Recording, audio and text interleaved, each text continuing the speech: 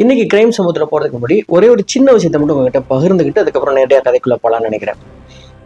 ஒரு வீட்டில் இருக்கிற குடும்பத்தில் ஆணோ பெண்ணோ அவங்களுக்கு கல்யாணம் ஆகி ரொம்ப வருஷம் ஆச்சு, அதாவது 25 வருஷம் ஆச்சுன்னு வச்சுங்களேன். அதுக்கப்புறம் அவர் உங்களை அப்ரோச் பண்ணுறாரு, உங்கள் கூட இன்டிமேட்டாக இருக்கணும்னு ஆசைப்படுறாரு அப்படின்னா, இல்லை மனைவியாக கூட இருக்கலாம். இந்த மாதிரி உங்ககிட்ட வரும் பொழுது, நெருங்கி வரும்போது நீங்கள் என்ன சொல்லுவீங்க? இல்லை வயசாயிடுச்சு, நம்ம குழந்தைங்கள்லாம் பெரியவங்களாயிட்டாங்க, இதுக்கப்புறம் அசிங்கமா இல்லையா? இப்படி பேசுகிற நபராக இருந்தால் இது சரியா தவறா? இப்படிப்பட்ட கொஸ்டின் ஒரு குடும்பத்தில் வந்தது, அதோட விளைவாக என்ன நடந்துச்சு அப்படிங்கிறத நம்ம பார்க்க போகிறோம். சரி, நம்மளே நேரடியாக இந்த கிரைம் சமூகத்தில் போகிறதுக்கு முன்னாடி இது வரைக்கும் இந்த சேனல் நீங்கள் சப்ஸ்கிரைப் பண்ணாமல் பார்த்துட்டு இருந்தீங்கன்னா மறக்காமல் சப்ஸ்கிரைப் பண்ணிவிட்டு, வீடியோ பிடிச்சிருந்தா மறக்காமல் இந்த வீடியோடைய இறுதியில் ஒரு லைக்கையும் போடுங்க. மும்பை திண்டோதி போலீஸ் ஸ்டேஷனுக்கு செப்டம்பர் 11, 2025 அன்னைக்கு காலையில் 10 மணிக்கு ஒரு பெண் ஸ்டேஷனில் கம்ப்ளைண்ட் கொடுக்குறாங்க. அவங்க கொடுத்த கம்ப்ளைண்ட் என்ன அப்படின்னா, எங்கள் வீட்டில் நகைகள் திருடு போயிருச்சு அப்படிங்கிறது தான். இந்த தெஃப்ட் கம்ப்ளைண்ட்டை எடுத்தது அந்த ஸ்டேஷனில் இருந்த எஸ்ஐ அஜித் தேசாய். அங்கேருந்து ஒரு போலீஸ் டீம் போகிறாங்க. அவங்க வீடு இருந்த பகுதியில் போயிட்டு அங்கே இருக்கிற எல்லா சிசிடிவி கேமராக்களையும் செக் பண்ணுறாங்க. இவங்க வீட்டிலிருந்து எந்த திருடனும் வந்ததுக்கான எவிடன்ஸ் இல்லை, திருடன் இந்த வீட்டுக்குள்ளே போனதுக்கான எவிடன்ஸும் இல்லை. அப்புறம் வீட்டோட உள்ளுக்குள்ளே பார்க்குறாங்க. வீட்டின் கதவுகள் ஏதாவது உடைக்கப்பட்டிருக்கா அப்படின்னா எந்த கதவுகளும் உடைக்கப்படலை. ஜன்னல்கள் ஏதாவது உடைக்கப்பட்டிருக்கா அப்படின்னா அதுவும் இல்லை. அவங்க நகைகள் காணா போச்சுன்னு சொன்னாங்கல்ல, அது வைக்கப்பட்டிருந்த பீரோவை பார்க்குறாங்க. பீரோவும் உடைக்கப்படலை, லாக்கர் இல்லாமல் அப்படியே சாவி போட்டு திறந்த மாதிரி தான் இருக்குது. ஃபோரன்சிக் டிபார்ட்மெண்ட் இந்த பீரோவில் ஏதாவது கை ரேகைகள் கிடைக்குமா அப்படின்னு சொல்லி அவங்களும் செக் பண்ணுறாங்க. அதில் வெளியாட்கள் வந்ததுக்கான எந்த கைரேகைகளோ தடயங்களோ வீடு முழுவதும் தேடியும் ஒன்று கூட கிடைக்கவே இல்லை அவங்களுக்கு. இப்படி இருக்கும்போது தான் போலீஸ்க்கு என்ன சந்தேகம் அப்படின்னா, இந்த வீட்டில் யார் யார் இருக்கீங்க, ஒருவேளை வீட்டுக்குள்ளே இருக்கிற நபர்கள் இதை திருடிட்டு மற்றவங்க மேலே பழைய தூக்கி போடுறாங்களோ அப்படிங்கிற அந்த ஆங்கிளில் இந்த கேஸை டீல் பண்ணாங்க. இந்த குடும்பத்தில் மொத்தம் 3 பேர் இருந்தாங்க. ஒருத்தர் பேர் ரமேஷ் தோண்டு ஹால்திவே, இவருக்கு 50 வயசு. இவர் பிஎம்சி ஊழியராக இருந்தார். பிஎம்சினா மும்பை மாநகராட்சி ஊழியராக ஒர்க் பண்ணிட்டு இருக்கார். இவர் காலையில் 9 மணிக்கு போனார்னா நைட்டு 8 மணிக்கு தான் வருவார். ரொம்ப சின்சியராக ஒர்க் பண்ணுறவர். அடுத்தபடியாக இந்த வீட்டில் இருந்தவங்க பேர் ஊர்மிளா, இவங்களுக்கு 45 வயசு. இந்த ஊர்மிளா தான் போய் போலீஸ் ஸ்டேஷனில் கம்ப்ளைண்ட் கொடுத்தவங்க நகையை காணோம் அப்படின்னு. இவர் ரமேஷோடைய மனைவி. 2 பேருக்கும் ஒரே ஒரு பெண் இருந்தாங்க. அவங்க பேர் வர்ஷா, அவங்களுக்கு 20 வயசு. மும்பை ஆர்ட்ஸ் காலேஜில் அவங்க செகண்ட் இயர் படிச்சுட்டு இருக்காங்க. ஸோ இந்த 3 பேர் தான் இந்த குடும்பத்தில் இருக்காங்க. அப்போது இந்த 3 பேரையும் என்கொயரி பண்ணலாம் அப்படின்னு சொல்லிட்டு ரமேஷை என்கொயரி பண்ணுறாங்க. இந்த நகை காணா போன அந்த நாளில் அந்த நேரத்தில் நீங்கள் எங்கே இருந்தீங்க அப்படின்னு செக் பண்ணுறாங்க. அந்த நாள் வழக்கம் போல் அவர் ஆஃபீஸ் போயிட்டு வந்திருக்காரு, வீட்லேயும் இருந்திருக்காரு நைட்டில். ஆனால் அவர் திருடலை அப்படின்னு சொல்லி சாதிக்கிறார். அவர் மேலே எந்த தவறும் இல்லை அப்படின்னு உறுதிப்படுத்திக்கிட்டவங்க அடுத்தபடியாக அவங்க பெண் வர்ஷா மேலே சந்தேகப்படுறாங்க. ஏன்னா படிக்கிற பெண், இந்த பெண்ணுக்கு வெளியில் நிறையா தேவைகள் இருக்கும், இல்லை அவங்க லவ் கூட பண்ணலாம்.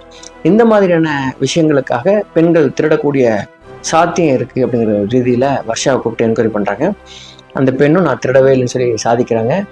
அவங்க சொன்ன இன்னொரு முக்கியமான விஷயம் இந்த கேஸுக்கு ரொம்ப உதவியாக இருந்தது. என்ன அப்படின்னா, இந்த பெண் ஒரு பையனை காதலிக்கிறாங்க.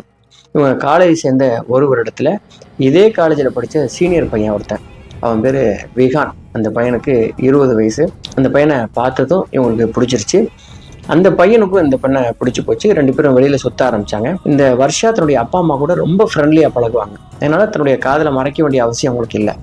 ஒரு நாள் நேரடியாக அவங்க அப்பா அம்மா கிட்ட அப்பா இந்த மாதிரி நான் ஒரு பையனை லவ் பண்ணுறேன் அப்படிங்கிற தகவலை சொன்னாங்க.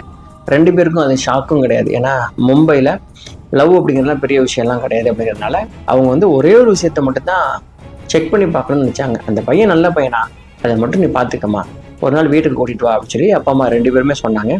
அதே மாதிரி விகான்கிட்ட சொல்லி ஒரு நாள் வீட்டுக்கு அழைச்சிட்டு வந்தாங்க. விகான் உண்மையிலே ரொம்ப ரொம்ப நல்ல பையன். இந்த வீட்டுக்கு வந்ததும் அவங்ககிட்ட பேசி பார்த்தாரு அவங்க அப்பா ரமேஷ். ரமேஷுக்கு ரொம்ப பிடிச்சி போச்சு. ஏன்னா ரொம்ப பொறுப்பான பையனாக இருக்கான்.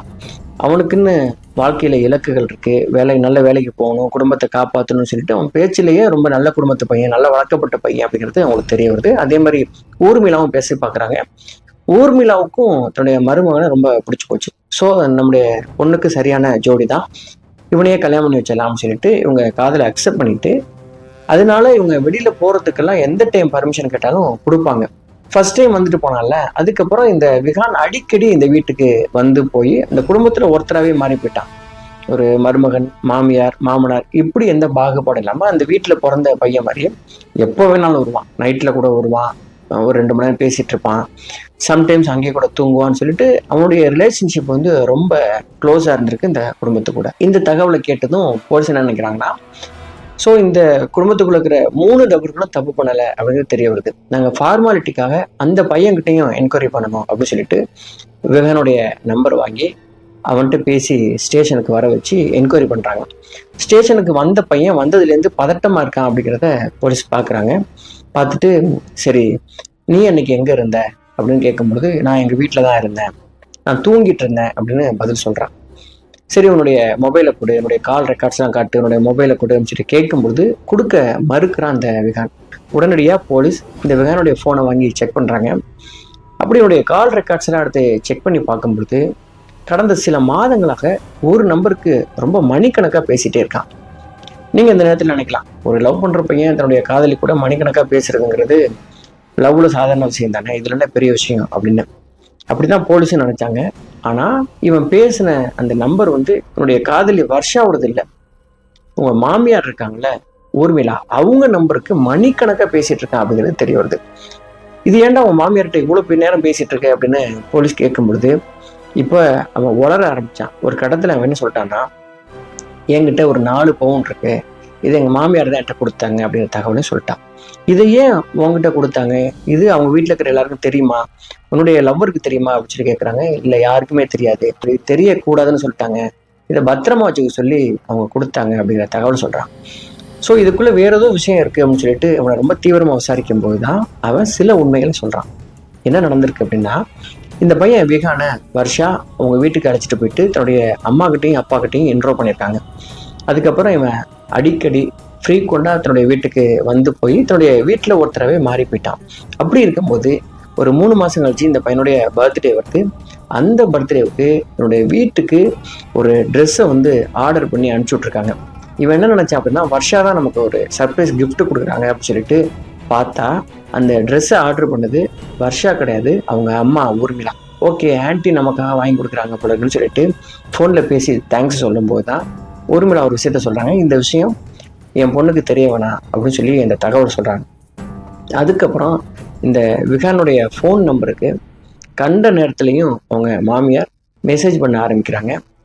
ரொம்ப ஃப்ளிட் பண்ணுற மாதிரி பேசுகிறாங்க. இதெல்லாம் விகானுக்கு ஒரு கட்டத்தில் தெரிய வருது, நம்மக்கிட்ட ரொம்ப இவங்க சொல்ல விடுறாங்களேன்னு சொல்லிட்டு அதுக்கு அவனும் ரிப்ளை பண்ண ஆரம்பிச்சிருக்கான். இப்படி ஒரு கட்டத்தில் போன உறவு ஒரு கட்டத்தில் அது கள்ள கதலாக மாறி இருக்குது. எந்த அளவுக்கு அப்படின்னா, தன்னுடைய கணவன் அதாவது ரமேஷ் வீட்டில் இல்லாத நேரமாக பார்த்து இந்த விகான் அவங்க வர சொல்லுவாங்க. தன்னுடைய மகளும் காலேஜ் போயிருப்பாங்க. அப்படி வரும்போதெல்லாம் இந்த 2 பேருமே பாலியல் தொடர்பு வச்சுக்கிறது. இப்படி கடந்த 6 மாசமாக போயிட்டு இருக்குது. அதாவது ஒரு நாள் விட்டு ஒரு நாள் ரெகுலராக கூப்பிட்டுட்டே இருப்பாங்களாம். இவனும் காலேஜை கட்டடிச்சுட்டு போயிட்டே இருப்பான். ஆனால் அந்த காலகட்டத்திலையும் தன்னுடைய மகளை காதலிக்கிறதுக்கு அவங்க அலோவ் பண்ணுறாங்க. இதுதான் ரொம்ப வினோதமான ஒரு விஷயம். இப்படி போயிட்டு இருக்கும்போது ஒரு 2 நாளைக்கு முன்னாடி இவனை கூப்பிட்டு ஒரு 4 சவரனை கையில் கொடுத்து இதை பத்திரமா வச்சுக்க, நான் கேட்கும்போது கொடு அப்படின்னு அவங்க கொடுத்துருக்காங்க. ஸோ இந்த நகை என்கிட்ட தான் இருக்குது, இப்படி என்கிட்ட கொடுத்துட்டு எதுக்காக போய் அவங்க கம்ப்ளைண்ட் கொடுத்தாங்கன்னு எனக்கு தெரியல அப்படின்னு சொல்லிட்டு இவன் வளர ஆரம்பித்தான். கிணறு விட்டு போய் பூதம் கிளம்புன கதைன்னு சொல்லுவாங்கள்ல, அந்த மாதிரி ஒரு தெஃப்ட் கேஸை விசாரிக்க போன போலீஸுக்கு ஒரு இல்லீகல் மேட்ரு தெரிய வந்து அவங்க குழம்பி போயிட்டாங்க. சரி, அப்போ தொலைஞ்சு போனதா சொல்லப்பட்ட நகையில ஒரு பகுதி இவன் வச்சிருக்கான் அப்படின்னு சொல்றான்னா, அப்ப இன்னொரு பகுதி அந்த ஊர்மிளா தானே வச்சிருக்கணும் அப்படிங்கிற ரீதியில அவங்க என்ன பண்றாங்கன்னா, ஊர்மிளாவை கஸ்டடிக்கு எடுத்து விசாரிக்க ஆரம்பிக்கிறாங்க.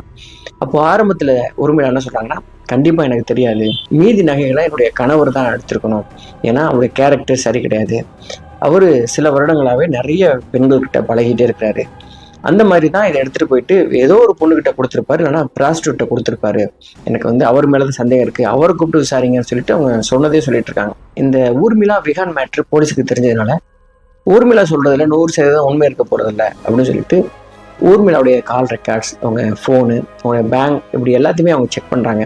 அப்படி செக் பண்ணதுல ஊர்மிளாவுடைய பேங்க்லேருந்து 7 லட்ச ரூபாய் டிரான்ஸ்ஃபர் ஆயிருக்கு இன்னொரு நபருக்கு. அந்த நபர் யாரு அப்படின்னு சொல்லி விசாரிச்சா அப்பதான் திக்கு முக்காடி போயிருக்காங்க இந்த ஊர்மிளா. ஒரு 5 வருஷத்துக்கு முன்னாடி ஊர்மிளா என்ன பண்றாங்கன்னா, ஒரு பியூட்டி பார்லருக்கு போயிருக்காங்க. அந்த பார்லர்ல ஒர்க் பண்ணிட்டு இருந்தான் ஒரு நபர், அவன் பேரு ஆதித்யா. இந்த ஆதித்யாவை பார்த்ததுமே ஊர்மிளாவுக்கு ரொம்ப பிடிச்சி போயிருக்குது. அடிக்கடி எப்பெல்லாம் இவங்க பார்லருக்கு போகிறாங்களோ அப்போல்லாம் சர்வீஸ் பண்ணுறதுக்கு ஆதித்யா தான் வரணும்னு சொல்லிட்டு ரொம்ப வெயிட் பண்ணுவாங்க. 2 பேரும் மொபைல் நம்பர் எக்ஸ்சேஞ்ச் பண்ணியிருக்காங்க. இந்த 2 பேருடைய பேச்சுவார்த்தை ஸ்டார்ட் ஆகிருக்குது. அதுக்கப்புறம் காலப்போக்கில் இது கள்ள தொடர்பாக மாறி இருக்குது. எப்படிப்பட்ட உறவாக மாறி இருக்கு அப்படின்னா, தன்னுடைய கணவர் வேலைக்கு போனதும் இவனை வீட்டுக்கு கூப்பிட்டுருவாங்க. வீட்டில் 2 பேருமே தனிமையில் இருப்பாங்க. இந்த மாதிரி 5 வருஷமாக ஃபாலோ பண்ணிகிட்டே இருந்திருக்காங்க. இப்படி ஃபாலோ பண்ணிகிட்டே இருக்கும் போது தான் அப்போ தன்னுடைய மகள் வந்து ஸ்கூல் படித்து காலேஜ் போய் தன்னுடைய மகள் ஒருத்தனை லவ் பண்ணுறான்னு சொல்லி வீட்டுக்கு கூட்டிகிட்டு வந்துடுறாங்க. வீட்டுக்கு கூட்டிகிட்டு வந்த உடனே இந்த விகானை பார்த்த உடனே விகான் மேலே இந்த அம்மாவுக்கு ஆசை வந்துடுது. விகானுடைய நம்பரை வாங்கி அவங்ககிட்ட ஃப்ளட் பண்ண ஆரம்பித்து அவங்ககிட்டையும் உறவு வச்சுக்க ஆரம்பிக்கிறாங்க. இப்போது ஒரு நாள் இந்த ஆதித்யாவை கூப்பிடுவாங்க, அடுத்த நாள் விகானை கூப்பிடுறது அப்படின்னு சொல்லிட்டு இந்த 2 பேருக்கு ஒருத்தருக்கு ஒருத்தர் தெரியாமையே இந்த இப்படிப்பட்ட பாலியல் தவறான உறவை அவங்க வச்சுக்கிட்டே இருந்திருக்காங்க. இவங்க சில வருடங்களாக தன்னுடைய கணவன்கிட்ட நெருங்கும் போதெல்லாம் அவர் என்ன சொல்லுவார் அப்படின்னா, நமக்கு வயசுக்கு வந்து ஒரு பொண்ணு இருக்குது, வயசானதுக்கப்புறம் இதெல்லாம் நமக்கு தேவையா அப்படின்னு சொல்லிட்டு அடிக்கடி நோஸ்கர் பண்ணிகிட்டே இருப்பாராம். இதனால ஒரு கட்டத்தில் நிரந்தரமாக 2 பேருமே உடலால் இணையாமல் பிரிஞ்சு இருந்திருக்காங்க. ஆனால் இந்த ஊர்மிளாவுக்கு ஒரு உடல் தேவை இருந்துக்கிட்டே இருந்திருக்குது. அதோட தொடர்ச்சியாக தான் பார்லரில் ஒருத்தங்க கூட அவங்க பழகி இருந்திருக்காங்க. அதுக்கப்புறம் அவங்க என்ன ஆகிட்டாங்கன்னா, ஒரு செக்ஸ் அடிக்ட் மாதிரி ஆகி சின்ன பசங்க கூட இருக்கிறத அவங்க விரும்ப ஆரம்பித்து அதோட உச்சக்கட்டமாக தான் தன்னுடைய மகளை கல்யாணம் பண்ணிக்க போகிறவன்னு கூட பார்க்காம அவங்க கூடயும் இந்த மாதிரியான உறவை ஏற்படுத்தியிருக்காங்க. இப்படி 2 பேர்ட்டையும் மாறி மாறி பாலியல் உறவு வச்சுட்டு இருந்த இந்த ஊர்மிளா என்ன முடிவு பண்ணாங்க அப்படின்னா, இந்த விகான் வந்து என்னதான் இருந்தாலும் தன்னுடைய மகளை கல்யாணம் பண்ணிக்க போறவன், இவன் கூட நம்ம தொடர்ச்சியா இந்த மாதிரி உறவுக்குள்ள இருக்க முடியாது, இது என்னைக்கு இருந்தாலும் கட் ஆயிரும். ஸோ நமக்கு நிரந்தரம் இந்த ஆதித்யா மட்டும்தான். இந்த ஆதித்யா கூட ஓடி போய் நம்ம வாழலாம். நம்ம கணவன் வந்து நம்ம கூட நெருங்குறது கிடையாது, நம்முடைய தேவைகளை அவன் வந்து சந்திக்கிறது கிடையாது. அப்படிங்கிறனால ஆதித்யா கூட நம்ம ஓடி போயிடலாம் அப்படின்னு முடிவு பண்ணியிருக்காங்க. வந்து 2 பிளானை கையில் வச்சிருக்காங்க. ஒன்று, இவனை சண்டை போட்டு டிவோர்ஸ் கொடுத்துடணும், அதாவது இவனே பிச்சுக்கிட்டு போயிடணும். இல்லை அப்படின்னா இவர் நகையை திருடிட்டாரு அப்படின்னு சொல்லி திருட்டு பலியை சுமத்தி இதுக்கப்புறம் உன் கூட வாழ முடியாது சொல்லிட்டு தானே விலகி போயிடுறது. இந்த மாதிரி 2 பிளானை வச்சுக்கிட்டு அதுக்கு எக்ஸிக்யூட் பண்ண ஆரம்பிச்சிருக்காங்க இந்த ஊர்மிளா. அதுக்காக போட்ட திட்டம் தான், தன்னுடைய பீரோவில் இருந்த நகையில ஒரு பகுதி எடுத்து விகான் அதாவது மருமகன்ட்ட கொடுக்குறாங்க. மீதி எல்லா நகையும் விற்று அந்த பணத்தை தான் தன்னுடைய பேங்க்ல இருந்து டிரான்ஸ்ஃபர் பண்ணியிருக்காங்க ஆதித்யாவுக்கு. இப்படி ஒரு செட்டப் பண்ணிட்டு நகை திருடு போயிடுச்சு அப்படின்னு சொல்லிட்டு தன்னுடைய கணவன்கிட்ட போய் பயங்கரமாக சண்டை போடுறாங்க. அவர் எனக்கும் இதுக்கு சம்மந்தமே கிடையாதுன்னு சொல்லி சாதிக்கிறார். ஆனால் கூட அவங்க ஒத்துக்க மாட்டேங்கிறாங்க. இதோட எக்ஸ்ட்ரீமாக தான் போய் போலீஸ் ஸ்டேஷனில் போய் கம்ப்ளைண்ட் கொடுக்குறாங்க. இவங்க ஃபோனெல்லாம் வாங்கி செக் பண்ணுவாங்க அப்படிலாம் அவங்க எதிர்பார்த்துக்கவே மாட்டாங்க. வந்தோடனே நேரடியாக கணவனை கைது பண்ணிடுவாங்க, இல்லை என்கொயரி பண்ணிட்டு போவாங்க. இதுக்கப்புறம் இந்த பிரச்சனை நம்ம பெருசாக்கி பிரிஞ்சிடலாம் அப்படிங்கிறது தான் ஊர்மிளாவுடைய திட்டம். ஆனால் அவங்க கொடுத்த கேஸ்னாலேயே அவங்க மாட்டிக்கிட்டாங்க. அதுக்கப்புறம் இந்த ஊர்மிளா, விகான், இந்த ஆதித்யா 3 பேருமே கைது பண்ணி இப்போ 3 பேருமே ஜெயிலில் இருக்காங்க. இந்த கேஸ் நடந்துட்டு இருக்குது. இது மும்பையில் செப்டம்பர் மாதம் நடந்த ஒரு கேஸ். இந்த கேஸில் வர்ஷா தன்னுடைய காதலை தன்னுடைய அம்மா கூடவே இவ்வளோ கேவலமாக நடந்திருக்கான் அப்படின்னு அவங்களுக்கு மிகப்பெரிய ஷாக்கு. அவங்க பிரேக்கப் பண்ணிவிட்டு அவங்களும் அவங்க அப்பாவும் மட்டும் இருக்காங்க. அவங்க அப்பாவுக்கு தன்னுடைய மனைவி 5 வருஷமாக இப்படி ஒரு மோசமான செயலில் ஈடுபட்டுருக்கா, நமக்கு துரோகம் பண்ணிட்டு இருக்கா அப்படின்னு அவருக்கும் ஷாக்கு. இந்த கேஸை படிக்கும்போது எனக்கு என்ன தோணுச்சு அப்படின்னா, இந்த குற்றம் நடக்கிறதுக்கு முழு முதற் காரணம் யார் அப்படின்னு கேட்டால் அவருடைய கணவன் ரமேஷ் தான். தன்னுடைய மனைவி வந்து தன்னை நெருங்கும் போதெல்லாம் அவங்கள உதாசீனப்படுத்தினது தான் அவங்களுடைய முதல் காரணம். இது நம்ம காரணமாக சொன்னாலும் முறையற்ற காமம் அப்படிங்கிறத நம்ம என்றைக்கும் ஆதரிக்கவே முடியாது. அப்படிப்பட்ட முறையற்ற காமம் மிகப்பெரிய அவமானத்தில் கொண்டு வந்து விடும் அப்படிங்கிறதுக்கான சரியான எடுத்துக்காட்டு தான் இந்த கேஸ். இப்படிப்பட்ட சூழலில் இருக்கிற யாராவது இந்த வீடியோ பார்த்தா உங்கள் இல்லீகல் கான்டாக்டை பிரேக்கப் பண்ண வேண்டிய நேரம் இதுதான் அப்படிங்கிறத நீங்கள் உணர்ந்து அதை கட் பண்ணிங்கன்னா தப்பிச்சிங்க. இல்லைன்னா மிகப்பெரிய அவமானம் உங்களை தேடி வரும் அப்படிங்கிறது உறுதியாக சொல்லலாம். சரி, இந்த வீடியோ உங்களுக்கு பிடிச்சிருக்குமானால் இந்த சேனல் நீங்கள் சப்ஸ்கிரைப் பண்ணிங்க. நான் உங்களை ஆர் சஜா. நன்றி, வணக்கம்.